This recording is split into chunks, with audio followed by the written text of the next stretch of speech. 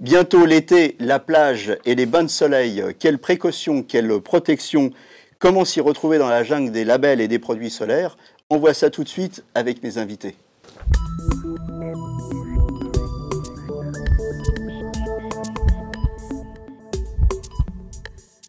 Alors avec moi sur le plateau de Capital Santé, le docteur Marie-Estelle Roux, vous êtes dermatologue, et Béatrice Cléraz, vous êtes pharmacienne, vous êtes aussi coprésidente du syndicat des pharmaciens des Hauts-de-Seine, et vous êtes venus les bras chargés de produits, on va voir ça tout à l'heure. Alors j'ai plein de questions pour vous, mesdames.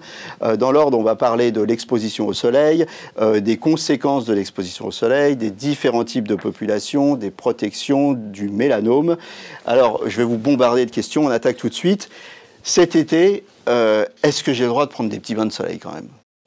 On ne peut pas interdire l'exposition au soleil, la prohibition ça ne marche pas, donc il vaut mieux informer sur la façon de s'exposer et chacun doit s'exposer selon son capital soleil dont on pourra parler, qui est à la fois génétique et qui dépend du mode de vie. Alors, pour se préparer à l'été et au bain de soleil, si je vais faire des UV dans les cabines pour préparer ma peau au soleil, c'est une bonne idée, ça? Alors, les UV en cabine, c'est cancérigène, donc ce n'est pas la bonne solution. Et puis, les UV qu'on va faire en cabine vont diminuer le capital soleil, donc non, ce n'est pas la solution. Ce n'est pas du tout la bonne solution. C'est pas la bonne solution et aujourd'hui il n'y a pas de réglementation sur les cabines et c'est vrai que les gens ont tendance à vouloir faire ça pour, comme vous le disiez, protéger et amorcer quelque chose, mais c'est pas une bonne idée. C'est pas une bonne idée. Alors on va parler des durées d'exposition. La durée maxi, est-ce qu'il y a une durée maxi? On pourrait dire pas plus d'1 heure de bain de soleil en plein été, mais pas à n'importe quelle heure non plus. C'est-à-dire 1 heure avant midi ou après. Voilà, il faut éviter de s'exposer, de faire un bain de soleil entre midi et 16 heures, où l'ensoleillement est le plus sévère pour la peau. Quand le soleil est au zénith. Et un peu avant, un peu après. Hein, voilà, exactement. Voilà. La réverbération, je suis sur un bateau ou alors je suis à la neige, est-ce que ça a un impact sur la durée? Plus il y a de réverbération et plus il faut se méfier, c'est ça? Oui, voilà, sur la neige ou sur l'eau, le rayonnement, il y a une réverbération qui varie de 50 à 90%, donc ça augmente. Ça augmente. Oui, en fait, c'est comme si je bronzais avec un truc là comme ça, oui, hein, ça augmente l'effet des UV. Okay. Et je crois sur le sable aussi. Hein. Et le sable, c'est 20 à 30% de réverbération. Il y a aussi sur le sable une réverbération. D'accord. Donc ça veut dire que quand je suis sous mon parasol, en fait, je ne suis pas forcément pas totalement protégé parce qu'il y a la réverbération du sable et puis il y a les rayons qui passent. Qui passent à travers le parasol. C'est-à-dire à peu près 80% quand même. Donc, à 80%. Oui. D'accord. Ça, je ne savais pas. 80%. Énorme. Oui. Pendant qu'on est dans l'eau, on a parlé de la réverbération, ça c'est quand on est sur l'eau, mais quand on est dans l'eau, est-ce que ça compte dans le temps d'exposition? Oui, oui, tout à fait, ça compte aussi. Oui. Ça compte pareil? Ça compte pareil, et lorsqu'on sort de l'eau et qu'on est mouillé, ça compte plus, parce qu'en fait, il y a un effet loupe, un effet de réverbération aussi qui amplifie. La seule solution, c'est de mettre la combinaison. C'est la seule solution. Alors, quand le temps est nuageux, est-ce que là, je peux rester un petit peu plus longtemps? Parce qu'on a tendance à se dire, bon, il y a moins de soleil, moi je veux bronzer, je vais rester plus longtemps. Alors un petit voile nuageux, ça ne protège pas contre les UV. Non, il y a à peu près le même rayonnement UV. Quand on est dans sa voiture, est-ce que le pare-brise nous protège? Absolument pas. On voit même des réactions allergiques, photoallergiques, à travers le pare-brise des voitures. Donc là aussi, il faut se protéger. Il faut se protéger. Oui. Il y a des gens qui disent, moi j'ai la peau mate, alors j'ai un capital santé, pas un capital santé, capital santé c'est l'émission, j'ai un capital soleil, donc je vais pouvoir rester plus longtemps au soleil. C'est vrai, c'est pas vrai ça, ce capital soleil? Oui, oui, c'est vrai. Le capital soleil, c'était un concept, une idée qui allie deux éléments, à la fois génétiques, hein, c'est-à-dire le phototype, la couleur de la peau, et puis le mode de vie, c'est-à-dire combien de temps on s'expose au soleil dans l'année, de quelle façon, est-ce que c'est des ensoleillements au moment des vacances, est-ce que c'est toute l'année lorsqu'on travaille dehors, voilà. Donc en fonction du mode de vie, de type de peau, on a un certain capital soleil. Alors c'est vrai que les personnes qui ont une peau mate ont un capital soleil plus important qu'une personne Mais ils peuvent prendre des coups de soleil pareil. On peut être africain et prendre un coup de soleil. Non, pas un coup de soleil quand on est africain. On est protégé avec la mélanine. Mais peut avoir du vieillissement cutané ou des cancers cutanés aussi. C'est quand même beaucoup moins fréquent. Quand on est africain, quand on a une peau noire, un phototype 6, c'est quand même beaucoup plus rare. C'est plutôt les peaux claires, les blonds, les roux ou les châtains qui ont une peau blanche et qui ne s'exposent pas souvent au soleil, mais qui attrapent des coups de soleil quand ils vont. Eux ont un capital soleil moins important. Alors, ce qu'on entend dire parfois, c'est allez, on arrive, hein, un bon coup de soleil, ça va déclencher le bronzage et après on est parti. Ah mais non, mais alors ça, c'est une idée qu'il faut absolument combattre. Le coup de soleil, c'est pas bien du tout.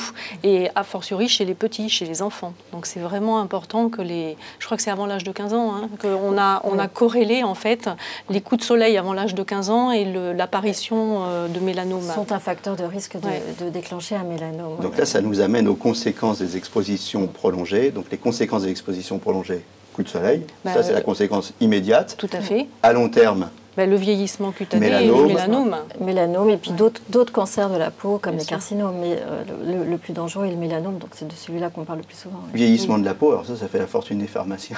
C'est les rides. C'est méchant ça. non, oui, ce sont les rides, effectivement. Mais entre le vieillissement normal, naturel et le vieillissement accéléré à cause des rayons du soleil, c'est deux choses différentes. Et puis il y a quelque chose qu'on n'a pas dit non plus, c'est qu'on sait aujourd'hui que les UV du soleil accélèrent le vieillissement de la cornée. De la cornée. Donc c'est aussi important de se protéger les yeux. Les voilà. yeux, oui. Absolument.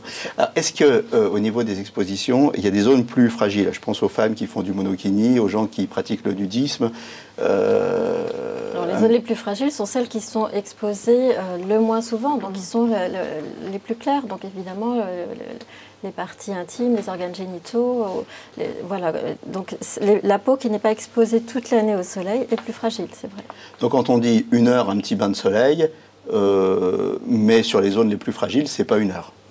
Non, c'est pas 1 heure, et puis c'est avec une protection solaire importante, maximale. On va en parler. Population à risque, on fait attention à qui au soleil? Les nourrissons? Oui, les nourrissons, de toute façon, en dessous d'1 an, on ne les met pas au soleil. C'est protection mécanique, hein. C'est le chapeau, le t-shirt, les lunettes.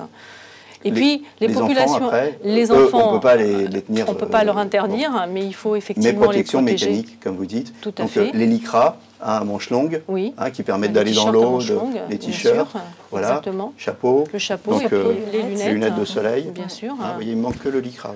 J'ai les lunettes de soleil, le chapeau, il me manque le lycra. Et la crème. Voilà, et la crème. Alors, on va parler et la dans crème. les populations à risque, il ne faut pas oublier les personnes qui ont certains traitements médicamenteux qui sont photoallergisants. Ça fait partie des personnes à risque. Il y a des réactions au soleil, il faut le dire, très très importantes parfois en fonction... Alors quels médicaments par exemple? Certains antibiotiques. Une catégorie de médicaments, par exemple ce qu'on appelle les immunosuppresseurs, qu'on donne dans certaines pathologies. Voilà, il y a un certain nombre. La liste est très longue. Et là, ça donne quoi? D'un coup, on a des... Ça peut aller jusqu'à la brûlure. Jusqu'à la brûlure. Oui, avec des cloques. Oui, les médicaments qu'on prend par voie orale, mais également les médicaments qu'on met en crème. Les crèmes anti-inflammatoires pour les entorses, etc., peuvent donner des réactions allergiques très importantes. Oui. Les gens qui font de l'herpès aussi, puisque le soleil est un facteur favorisant l'apparition de l'herpès. Donc en général, les gens qui font de l'herpès de manière récurrente savent et ils se protègent. D'accord. Ils se protègent avec, par exemple, des stick labial. Des sticks solaires. Voilà, stick solaire.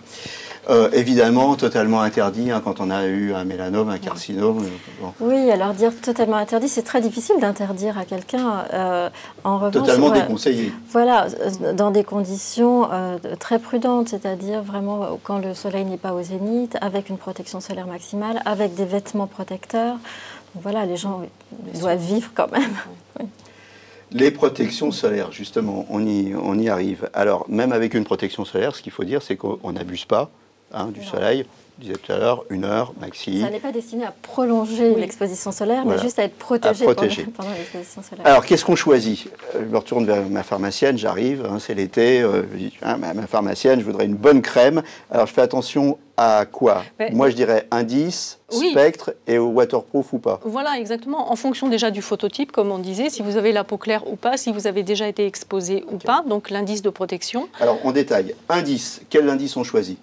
Si vous avez la peau claire, c'est plutôt un indice élevé. Si vous avez une peau Indice mate, élevé, c'est quoi, 50? c'est 50, oui. Voilà. Sous contrôle, Ouais, je parle sous contrôle de 50. la dermato. Mais alors les gens c'est ils ça. vont vous dire, mais avec un indice 50, moi je ne vais pas bronzer. Alors si je vais en vacances, c'est pour revenir avec bonne mine. Alors qu'est-ce qu'on leur dit à ceux-là? Oui, alors la protection, entre un indice 30 et 50, la différence n'est pas énorme. Donc quelqu'un qui a une réticence à mettre un indice 50, il vaut mieux qu'il mette un indice 30 et qu'il le mette réellement, plutôt que de lui dire mettez un 50, il va l'acheter, il va le laisser dans le sac, il le mettra pas. Ça sera moins efficace. D'accord. L'application, alors en fine couche ou alors un gros tartinage Non, alors en gros, on peut dire soit une balle de ping-pong pour l'ensemble du corps ou 6 cuillerées à café à la louche. Par contre, ce qui est important, c'est de renouveler régulièrement l'application. Ça, c'est important. Alors, même si on a une crème waterproof. Même si on a une crème waterproof ou un indice élevé. Si on sort du bain. Exactement, ou si on a tendance à beaucoup transpirer. Autre chose qui est importante à dire, c'est qu'il y a deux types de filtres, des filtres chimiques, des filtres minéraux. Quand ce sont des filtres chimiques, il faut appliquer 20 minutes avant l'exposition solaire, alors que quand ce sont des filtres... ça ne marche pas. Ça, c'est écrit ou alors c'est le pharmacien qui vous le dit? Il y en a, parfois c'est écrit, mais en tout cas, il faut le dire. Et quand ce sont des filtres minéraux, ça agit tout de suite. Je voudrais ajouter les indices qui sont donnés, 30, 50, c'est des indices qui ont été faits dans des conditions d'études en laboratoire. Oui. En fait, dans la vraie vie, on applique beaucoup moins de crème que ce qui est fait lors des études. Donc, en réalité, quand on achète un indice 30, on en met grosso modo 2 fois moins que lors des études. Donc, on a un indice qui n'est pas plus que 15, en fait. Donc, c'est pour ça qu'il faut répéter vraiment les applications. Pour les enfants, il y a un truc ludique, il y a des crèmes colorées. Oui, il y a des crèmes colorées, par exemple en bleu. Donc, comme ça permet de savoir si l'application est bien homogène partout. Bien évidemment, l'enfant ne reste pas bleu, voilà, mais il ne reste pas bleu toute la journée, ça disparaît. Qu'est-ce qu'on choisit? Des sprays, des crèmes? Ça dépend en général. Ça dépend du goût. Non, mais d'abord, ça dépend du goût, mais en général, la crème, c'est plutôt pour le visage. Le stick, c'est plutôt pour le nez, éventuellement au niveau des yeux, voire les oreilles. Et puis, on va prendre le lait ou le spray pour le corps. Plus c'est cher et mieux ça protège. Non, ça, c'est une idée fausse. Okay. J'ai pas besoin de crème parce que j'ai pris des compléments alimentaires avant. Alors, les compléments alimentaires ne protègent pas contre le rayonnement UV. Ça diminue la réaction inflammatoire, donc on a moins de risque d'avoir un coup de soleil, mais on n'est pas protégé des UV, donc ni du cancer, ni du vieillissement de la peau. Donc ça n'empêche pas. On redevient un petit peu plus sérieux, justement, on parle du cancer. Donc ça touche combien de personnes, les mélanomes en France? Alors, des cancers de la peau, c'est 80 000 par an, dont 15 000 mélanomes. Donc, c'est pas à prendre à la légère. En cas de doute, grain de beauté, tache suspecte, on montre ça à son médecin tout de suite, médecin généraliste, dermatologue ou pharmacien. On n'hésite pas à aller vous voir, hein, on est les bienvenus. Une fois par an, je le dis avant la fin de l'émission, une fois par an, les dermatologues, le syndicat des dermatologues organise une grande journée porte ouverte. On peut aller voir aussi son pharmacien. Voilà, donc en résumé, réduire les temps d'exposition, attention aux enfants, pensez aux protections mécaniques, le chapeau, le t-shirt, le lycra, les lunettes de soleil, des crèmes solaires indice 50 à renouveler régulièrement. Voilà, je pense qu'on a tout dit. Merci à toutes les deux. Merci. Bon été à tous. Et voilà, d'ici là, portez-vous bien.